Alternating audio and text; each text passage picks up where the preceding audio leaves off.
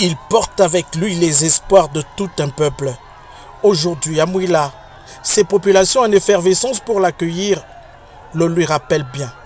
Ce qu'on veut, on veut que tous nos enfants travaillent. On veut que tous nos frères aussi travaillent pour cette fois-ci. J'ai l'espoir à lui. Moi, une personne comme moi, je sais que je pars déjà.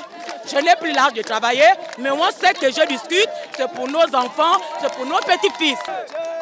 C'est une fierté de recevoir le couple présidentiel, de recevoir le chef de l'État. C'est une fierté pour nous que de le recevoir dans la province de Langounié, particulièrement dans la ville de Mouila.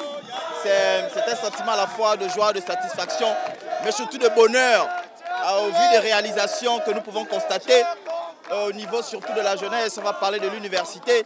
Pour nous, c'est une grande fierté que de le recevoir. C'est en compagnie de la première dame du Gabon que le président de la transition est arrivé à Mouila. Et depuis le 30 août, sa cote de popularité ici demeure intacte. Oh, la joie d'accueillir le couple présidentiel dans la province de Langounié, c'est vraiment une grande joie. Mais on le soutient par rapport aux actions qu'il a menées depuis le 30 août. C'est tout à fait normal et nous sommes dans la logique.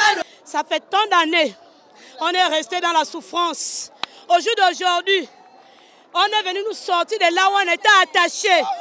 Voilà, nous on est debout. On est là pour notre mère, Maman Zita, qui nous a amenés ici au jour d'aujourd'hui là. On danse pour lui, on chante pour lui. Même sous le soleil, on sort bien. Même sous la pluie, on est là.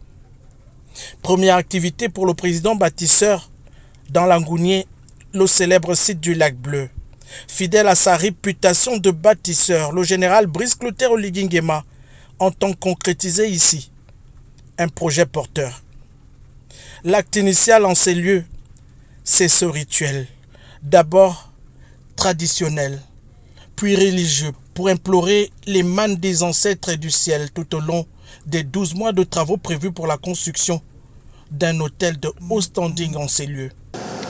Nous sommes ici réunis avec les notables, avec toute la communauté, avec toutes les personnalités de cette localité qui nous ont accompagnés pour le modèle.